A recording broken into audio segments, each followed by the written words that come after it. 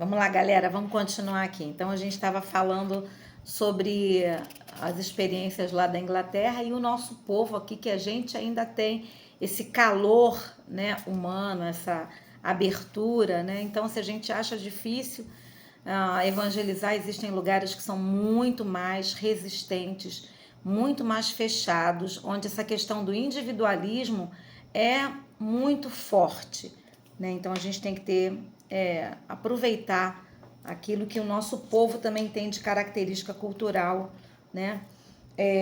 Bom, vamos lá. Por outro lado, então, esse efetivo, esse acolhimento de Deus, da revelação de Deus, só ocorre na liberdade. Então, se esse ser humano tem esse exagero de concepção de liberdade, mas por outro lado, isso é importante também, porque a aceitação de Jesus é pela liberdade, é pelo livre-arbítrio, é a escolha que cada um tem. Então, de algum modo, é um ponto de convergência de conceito que esse homem urbano possui. Então, essa aceitação do dom gratuito de Deus, que é chamado de livre escolha, é uma opção, é uma conversão.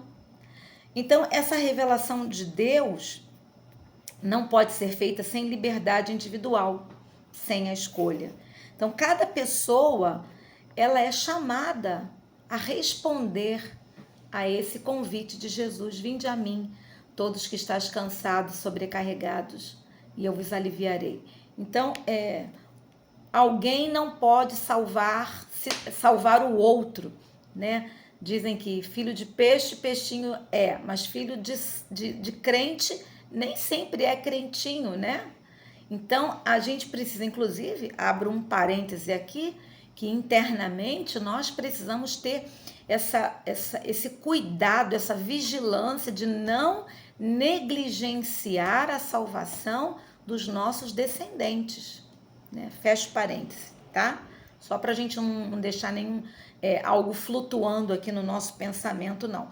Então, cada pessoa é chamada para optar, para escolher, para se converter.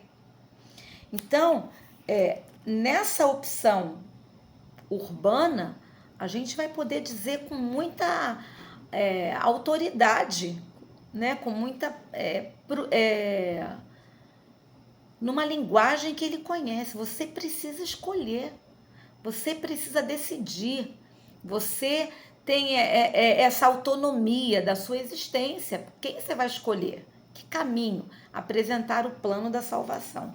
Já no ambiente que o autor aqui, né, o teólogo Joel Portela Amado, está considerando, chamando de pré-urbano, ou seja, aqueles que não são os centros urbanos, onde a pressão do grupo é de tal forma demasiada sobre o indivíduo, que o acolhimento do Deus da revelação corre o risco de não ser revestido da liberdade da sua escolha, mas sim resultado da escolha do grupo onde ele está. Ou seja, ele vai à igreja, ao culto, não por convicção, mas às vezes porque os seus colegas vão, porque a sua família vai. Então ele vai também, ele se acostuma, né? Então, para quem não está inserido nesse centro urbano, quem não está nas grandes metrópoles, então precisa pensar: será que as pessoas que estão vindo,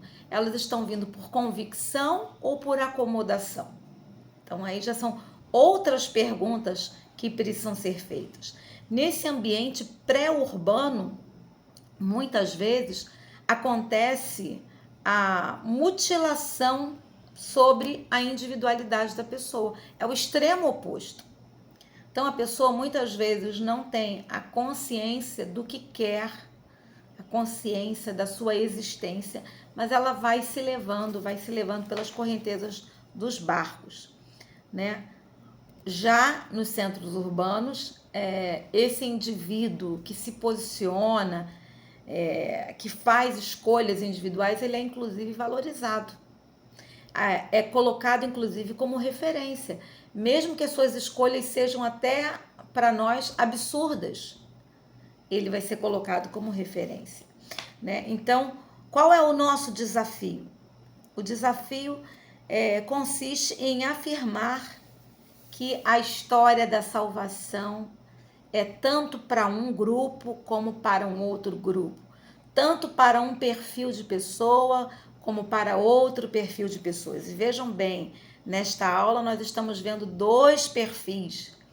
Mas quantos perfis, se você olhar as culturas então, quantos perfis você vai encontrar? Abro um parêntese aqui. Eu li há muitos anos atrás um livro chamado O Totem da Paz. Então, a história de um missionário que foi para uma tribo, essas tribos não civilizadas ainda, e não tinha a escrita dessa língua, dessa tribo, e ele e a esposa fizeram todo o trabalho de escrever, de começar a traduzir textos bíblicos, e foi um trabalho muito assim, custoso, né? Eles entregando ali o suor, a vida, o sono, a energia, ali junto com aquelas pessoas.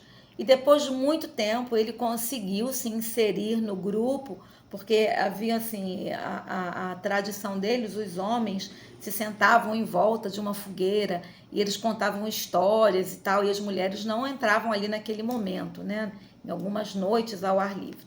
Depois de muito tempo, o chefe da tribo chamou ele para estar junto com aqueles homens, né? Aqueles homens principais da tribo, os chefes da tribo.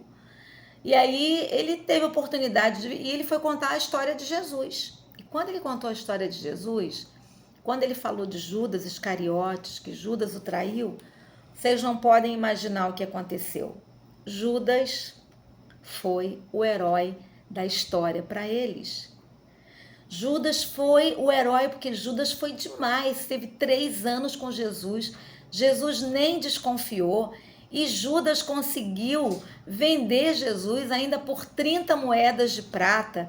Então foi uma coisa assim para eles extraordinária. E o missionário saiu daquela roda de conversas arrasado, porque todo o seu trabalho, ele tinha ficado ali por meses, por muito tempo, trabalhando, estudando, se dedicando, e de repente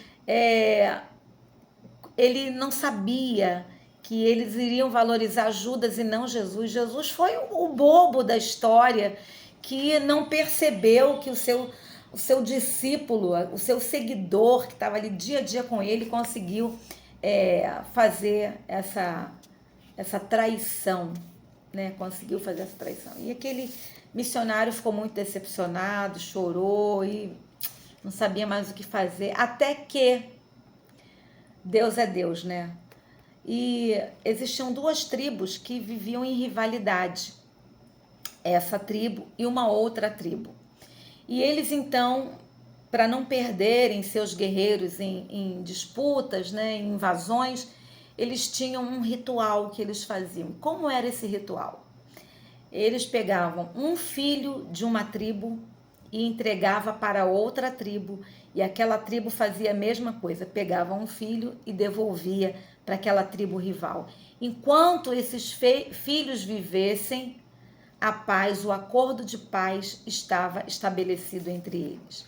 E foi através desse ponto cultural que aquele missionário conseguiu falar de Jesus para aqueles homens rudes, primitivos, né?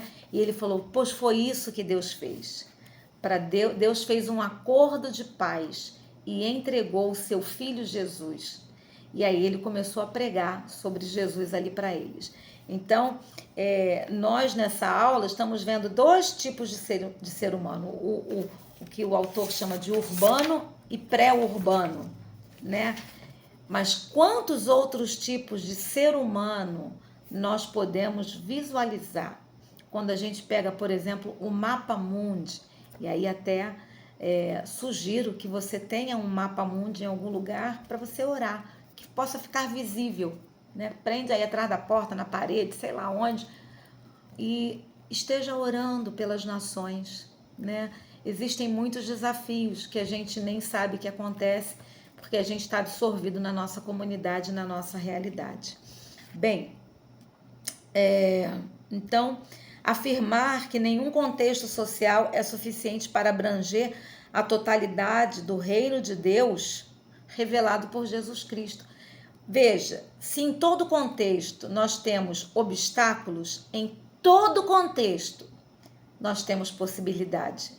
Não há cultura que não possa ser alcançada pela salvação em Jesus. Até os fracassos aparentes que a Bíblia revela são para mostrar, né, que nós sempre venceremos no nome do Senhor Jesus.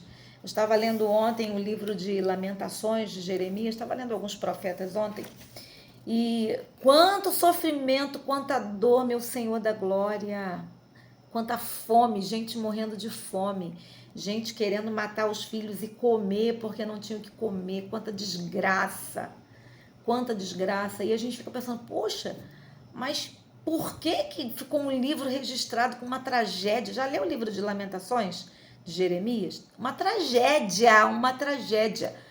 Aí quando você vê alguns países em guerra, alguns países dominados por opressores, você vê o livro de Lamentações e você entende que assim como houve um caminho de resgate revelado ali, através daquele sofrimento todo que Jeremias viu, de ser apedrejado, de misericórdia, cada coisa bárbara, cada coisa terrível, né? Ele viu, mas a glória de Deus foi revelada, né? A história não terminou naquele episódio.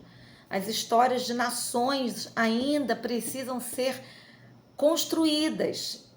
E aí, meus irmãos, minhas irmãs, somos nós que seremos esses agentes de Deus, sejam como intercessores, seja como missionários, como projetos, como ofertantes, como patrocinadores.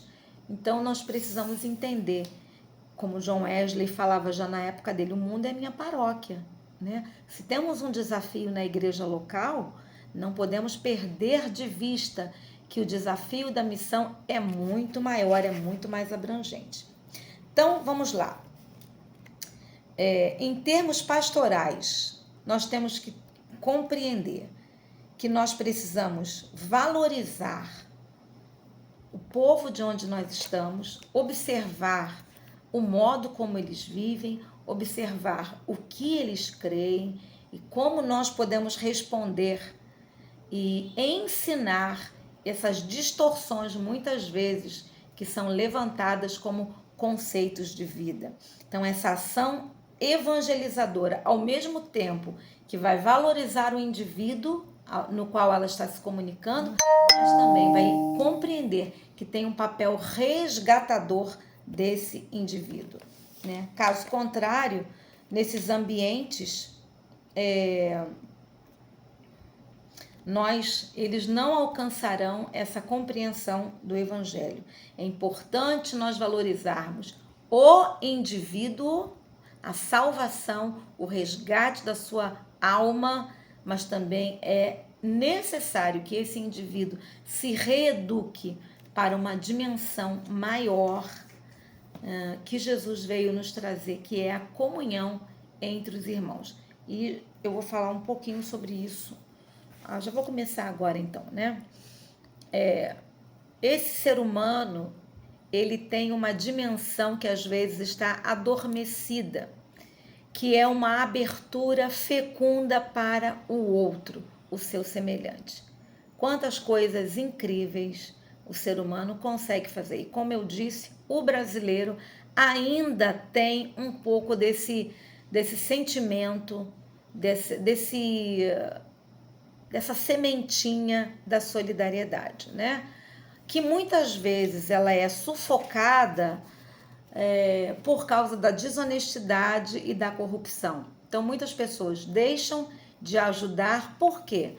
Porque aquele valor investido muitas vezes é desviado e não chega para o destino do qual você ofertou, do qual você fez a doação.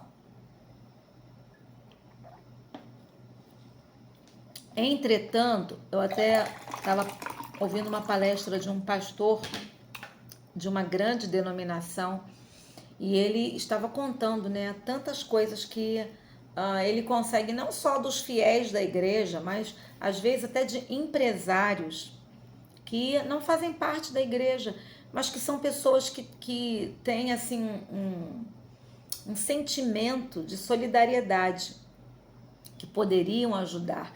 Então, quando você mostra um projeto fundamentado, sério, né, que a pessoa pode visitar, ou você pode mostrar fotos, você pode gravar depoimentos do resultado que aquilo está sendo, ou dos desafios que você tem, você presta conta daquilo que está sendo feito, então essas pessoas são encorajadas a fazerem suas doações, a se envolverem em causas sociais, né, de ajuda comunitária, de cursos profissionalizantes, de cursos livres, de cursos para terceira idade, de reforço escolar, de creche, de oficinas de reaproveitamento de alimentos. Então tem tantas coisas que podem ser feitas, né? E esse indivíduo, quando ele vê a seriedade no trabalho e a transparência, então ele começa a desenvolver esse potencial que ele tem de abençoar, né? Já já a gente volta. Deus abençoe.